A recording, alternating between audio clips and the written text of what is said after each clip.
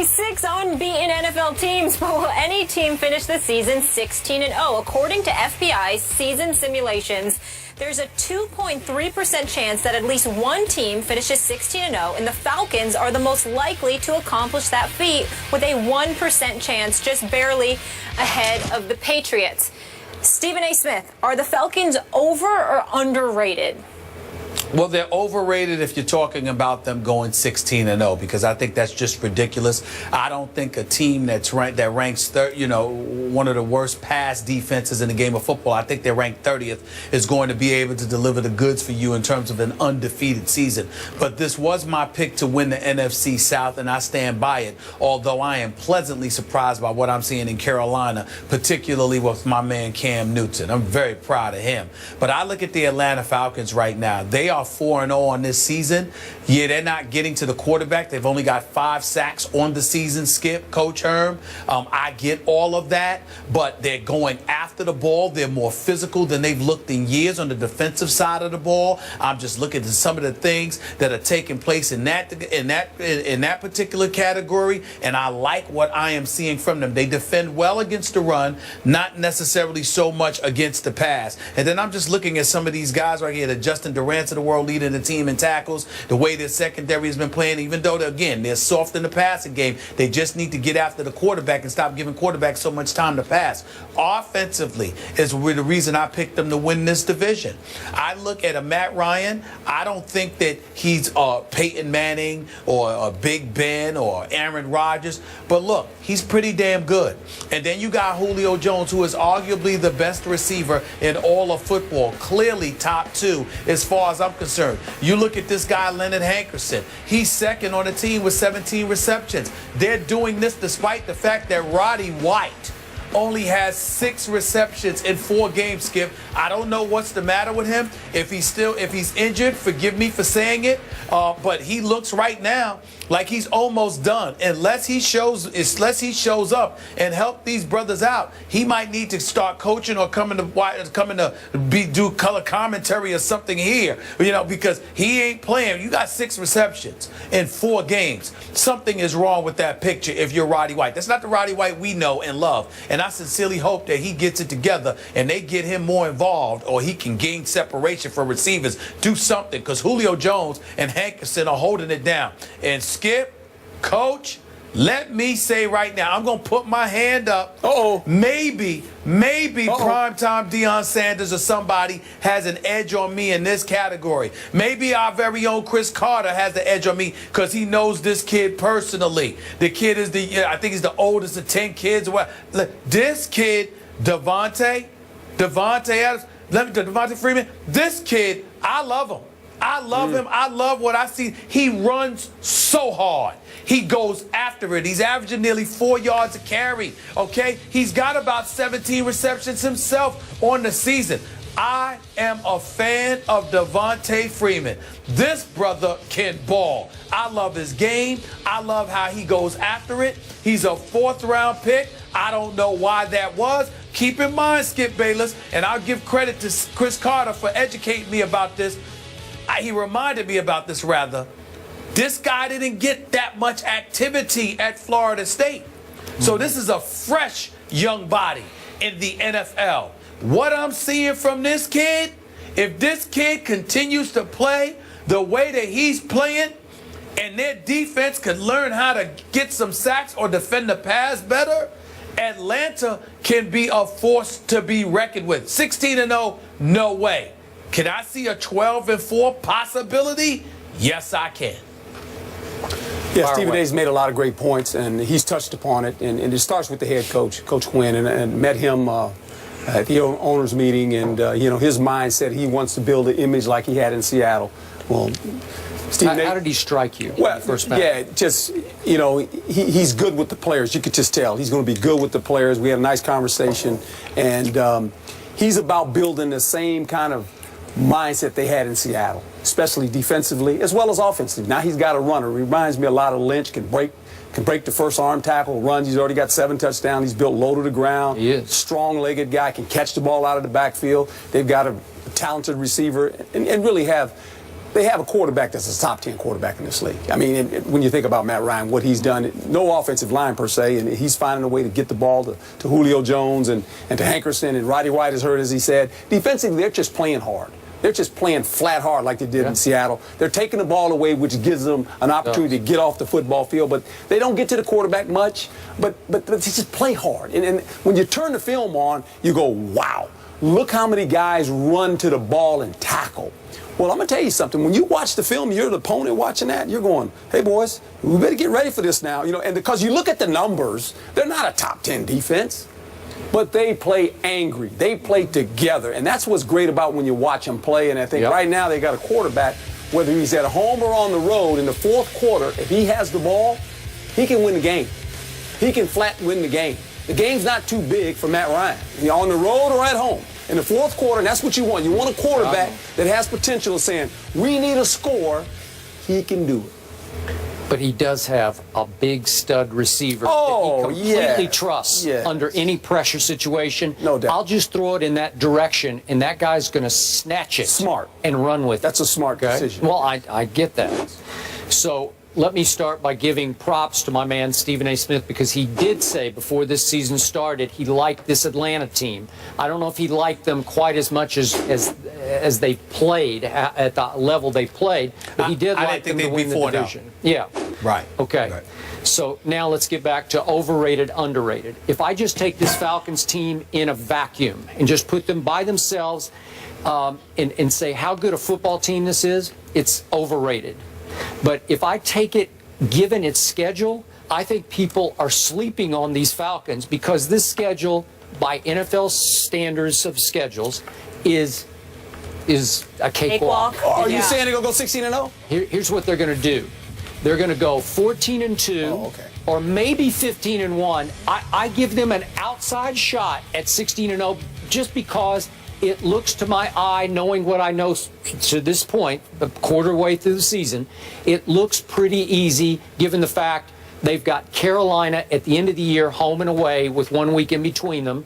So that one game is, the one game at Carolina, it's tough. It's December 13th. Real tough. Okay, that's going to be a tough one. So if we're talking about 16-0, that would be the one you'd have to win for sure. Then they turn around 2 weeks later, December 27th, and get them back in Atlanta. Those are the two hardest games to my eye left on the schedule. Now, Stephen A. thought also that the Indianapolis Colts were going to get to the Super Bowl. They have the Colts in Atlanta. Are the Colts going to turn back into that Super Bowl contender? I don't think so. Doesn't look like it. Okay, so we can dismiss that game. All right, here's why I say they're overrated. And look, Dan Quinn, to your point, he may turn into the next star coach in this league, because I look back at what he did. He was 2 years the coordinator in Seattle. Both years they went to the Super Bowl. That's right. They won one, and they very easily could have won the second one, right? Okay. And now he's 4-0 as a first-time head coach in the National Football League. Oh, that's pretty great. But that defense you talked about playing so hard, in the second half of the Monday night opener against Philadelphia in Atlanta, the Eagles' offense, we have all ripped to shreds, went crazy on the Atlanta defense in Atlanta and went for 274 total yards and scored 3 touchdowns and missed a field goal with a couple of minutes left that could have put Philly ahead in that game and maybe won the game for them. Am I right? No, you're right. And this and I mentioned it, and Stephen A. mentioned it. Yep. You know, their numbers on defense are not good. I mean, they will give up plays on defense. And in the first half against Brandon Whedon in his first start for the Cowboys, my Cowboys go for 295 yards in the first half alone and score 28 points and have a 28-14 lead and rush the ball for 131 yards against the defense. It's pretty good against the run.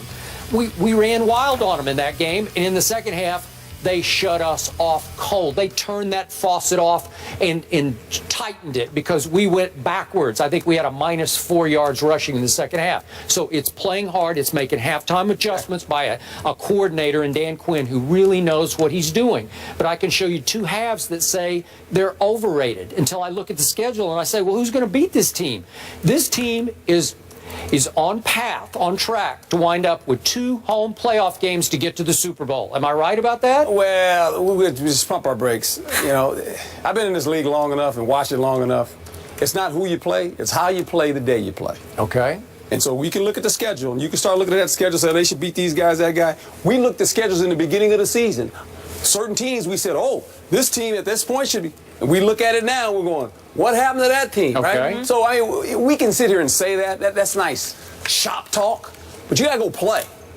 Okay, you got to go play these games. It does appear favorable. Don't let the paper don't play a game. All right, but the players do. Will we do that kind of shop talk on this show? Yeah. You have to stand behind it for the rest of the year. Yeah, I'm just saying. I'm with Stephen A. I thought the Colts. I thought it was going to be Colts and the Green Bay Packers. Okay. Right. Well, Hey, right guys. now, Colts ain't playing very well. No, I would say. The one thing that I would tell you, I was helped along about the Atlanta Falcons because obviously, as you both know, I spoke to Cam Chancellor on several occasions during his holdout with the Seattle Seahawks, and one of the things that he did was absolutely rave about Dan Quinn, and the kind of man he is as a coach. And he talked about how this defense. He said, don't pay attention to the statistics. Watch how his players on defense go after people. He said it's going to be a different culture and a different day than what you've been seeing in Atlanta, because Dan Quinn is that kind of coach and he's that kind of man. He's the kind of man that guys go out there and play for. Cam Chancellor told me that before the season started, which is one of the reasons I had so much confidence in Atlanta. I get you, and I'm with you. Last quick point about Devontae Freeman sort of falling out of the heavens into their lap. Remember, the first two games that they could have lost, against the Eagles, he goes for 18 yards on 10 carries. And then at the Giants, another game that they were down 10 early in the fourth quarter, right? Yeah. He goes for 25 yards on 12 carries. And nobody was talking about Devontae Freeman until my Cowboys introduced him to the world by saying, watch this, he looked like Earl Campbell to me, right? He's just running roughshod over him. Well, he's a rookie, young player, and it takes time. Second year. But he's a virtual rookie. He's a rookie to me. I mean, he hadn't played a lot of football. You're right. No longer under the radar. But to your point, Dan Quinn has certainly changed the culture there. When you describe them playing angry, playing tough, you wouldn't describe this team that way prior to his arrival. It's really been impressive and fun to watch. So Matt Ryan versus Kirk Cousins, that's Sunday in Atlanta. So Skip believes it will be remembered as the bat out of hell play. Herm Edwards is sticking around to react to that play and how the Lions handled it. We're going to get into that after the break. Stay here. After spending 11 seasons in the NFL, all in the AFC, former linebacker Bart Scott has become very familiar with one Tom Brady. While Scott doesn't question Brady's talent accolades on the field, off the field, he's not nearly as impressed. Listen to this. There's nothing tough about Tom Brady.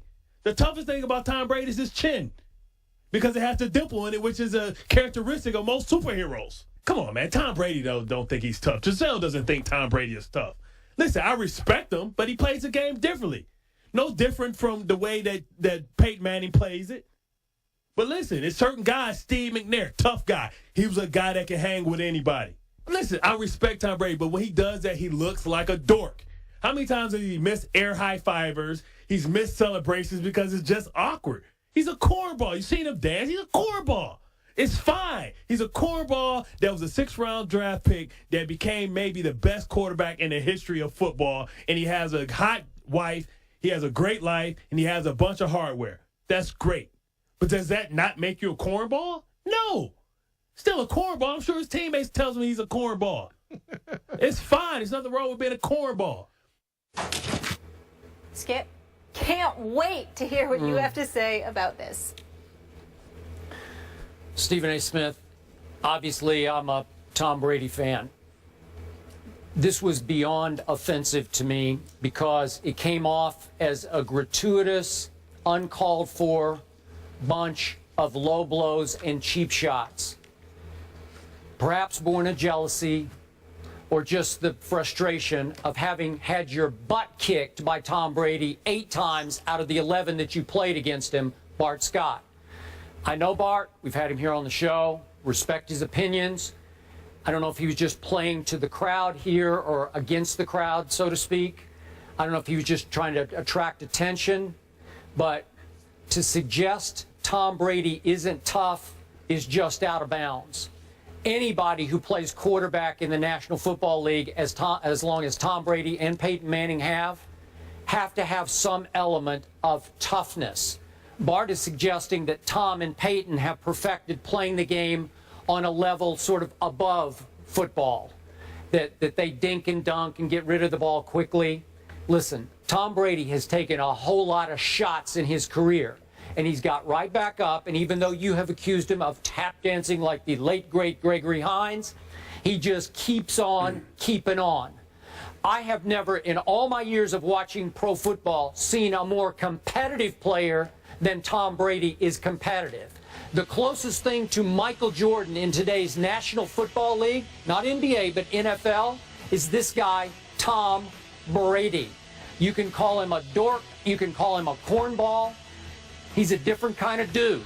We saw the video of him kissing Bob Kraft on the cheek the other day, and several friends of Tom Brady's have told me that, believe it or not, when he hasn't seen them for a while and he greets them, he'll kiss them on the cheek. Does that mean he's not a tough guy? You're going to question his manhood because he's just a different kind of guy? I don't, because I'm here to tell you that Tom Brady, if push comes to shove, you push him into a corner and say, fight for your life, I wouldn't want to mess with the guy. I don't think Bart Scott would want to mess with him in a situation like that, because Tom Brady is the kind of guy you would have to kill him to whip him in a fight. That's my view of Tom Brady, because I've seen Psycho Tom go off on teams and bury them in ways that I've rarely seen a superstar quarterback play with that kind of emotion and passion.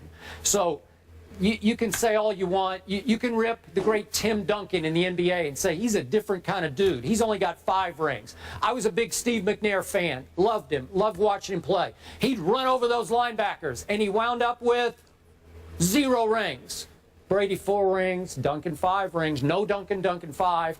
Are they tough guys? Boy, they're tough in their own ways. So, Bart, I'm sorry, I'm out on this one. Still love you, guy, but this was nothing but gratuitous and cheap. Well, let me say this to you. First of all, I don't blame you for your position that you're taking, because I understand where you're coming from. If you heard Bart Scott's comments and that's all you had to go on, which in this case you do, I totally understand where you're coming from, and I would agree with you.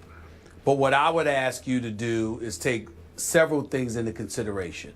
Number one, who we're talking about here and what the history is as it pertains to the Ravens, which Bart Scott played for before he went to the Jets, along with Tom Brady and all that it encompasses. Skip Bayless, nobody's going to question the toughness of Tom Brady. In reality, the man is a champion 4 times over, one of the greatest quarterbacks we've ever seen, arguably the greatest quarterback of this generation. You know, in terms of his resume, it's just impeccable. He has the most impeccable resume in the modern day era of any quarterback playing. That is just a fact. It is just that simple. Having said all of that, I took the liberty of calling Bart Scott a half hour before this morning's show. Because when I heard the tape, I'm like, what the hell is wrong with you? Why would you say something like that? And he pointed out he was on a radio show. He was playing around because the host and callers were calling in to get on him about Tom Brady. So he didn't mean anything by it. He was playing around. Choice of words, choice of tenor didn't seem to be appropriate, because you know people are just going to pull that clip out, run with it, etc., etc.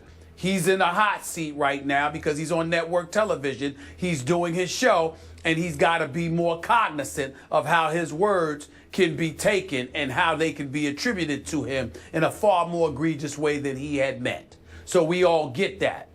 In that regard, he regrets it, because he certainly didn't mean for it to come across like that. What he meant it to come across as is that we're football players. And when we think about Rough Riders, we think about somebody like a Big Ben Roethlisberger. He's thinking about Tom Brady and Peyton Manning in a different mindset that he would think about somebody like a Big Ben Roethlisberger who'd stand in the pocket, would take hits. He's the kind of guy that can hang out with offensive linemen. If you remember, Skip Bayless, years ago, Joey Porter was playing for the Pittsburgh Steelers, and they were about to go up against Peyton Manning and the Indianapolis Colts, and he had come across as being somewhat disrespectful towards Peyton Manning because he lamented how Peyton Manning would engage in trickery, trying to draw you off, sides, trying to sit there and use trick things to sort of, get you out of your game instead of quote unquote manning up, going on mano y mano and beating me or allowing me to beat you.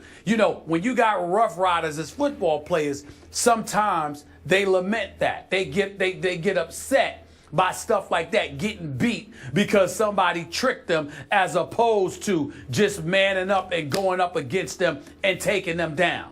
So a guy like Bart Scott has that kind of mindset. Just like the Ray Lewises and the Ed Reeds and all of these guys of the world have that mindset. Because when they went up against the Patriots, a lot more often than not, they felt like, well, listen, let's go at them. Nobody's scared of them. Everybody talking about them like they're the golden boys, et cetera, et cetera. And when you've got a testosterone-filled game like the game of football, sometimes that kind of language is going to be used. It doesn't mean that you don't respect their resume, you don't respect their accomplishments, you don't respect their greatness. What you're saying is, don't come to me with the toughness compared to us.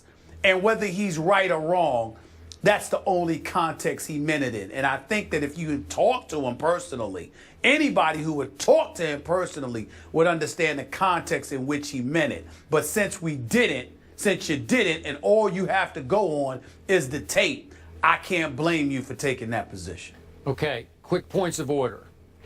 I dare you to go find me a quarterback who's closer to his offensive line than Tom Brady is hanging out with his offensive linemen. They love this guy. Yeah. They hang with this guy.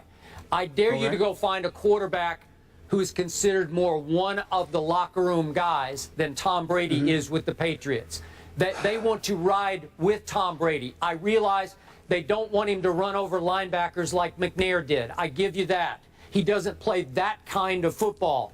But again, there are different definitions of toughness, and mine is broad enough. Yeah, it's broad enough that Tom Brady qualifies as a tough guy to me. Maybe not the same way Ray and Bart do, but go ahead. Right. But what I'm saying to you is get away from that, because in reality, nobody's questioning that. Because why should Tom Brady go out there and be a fool and try to run over dudes when he doesn't have the physicality to pull that off? Okay. That would just be dumb. We know that. Yep. So and in their heart of hearts, they know that. But we can't sit here and knock guys for expressing themselves in certain kind of ways about Tom Brady, when you and I both have sat here on many occasions and have debated the issue of people league-wide being jealous of him. Not only is he a great Super Bowl champion, he's had the benefit of playing for a great coach his entire career, a great organization his entire career. And then on top of it all, he's got the supermodel wife, and now his wardrobe has been upgraded where he just looks sharp. I mean, I cannot tell you, I had so many women texting me. I'm sitting there like, what happened to Tom Brady? They said, did you see Tom Brady? I'm like, what the hell are you talking about? What happened? Well, you get hit by a car or something? They're like, no. Did you see him walking into the courthouse with that blue suit on? Good Lord. Oh, my God. This is what they were saying to me. I mean, this is how they were acting. So everywhere you go, everybody loves and praises and just worships at the altar of Tom Brady. You're going to have football players that are going to have an attitude over that. Okay. But it's nothing more than that, so let's not make it more than that. Okay, I still, even though Bart is telling you that a lot of that was said in sarcasm in response to the callers, I still believe there's truth among the sarcasm, that between the lines, he's still speaking his heart. Last quick point. What team utilizes the quarterback sneak more than any team, and very successfully? The Patriots. So you got to give Brady a little bit of credit, because they will sneak on you like crazy. They'll just put it in his hands at 6'4", and he will stick his head through the line of scrimmage. But all you're doing is validating the level of animosity, friendly, professional animosity that people like Bart Scott and many others may feel about Tom Brady with what you just said, because they're thinking about the 4 rings. They're thinking about the perennial championship contenders. They're thinking about his life overall, and yet Skip still finds here to find yet another increment or minute detail to praise him even more. It's the kind of thing that'll make other players just completely nauseated and disgusted because there are enough reasons to celebrate him. Why does Skip Bayless have to find something even additional? The next thing, what you going to talk about him next? Well, Stephen A., did you see the color socks that Tom Brady had on? They really look good. I mean, what's next? Yeah. What's next? That's all I'm saying.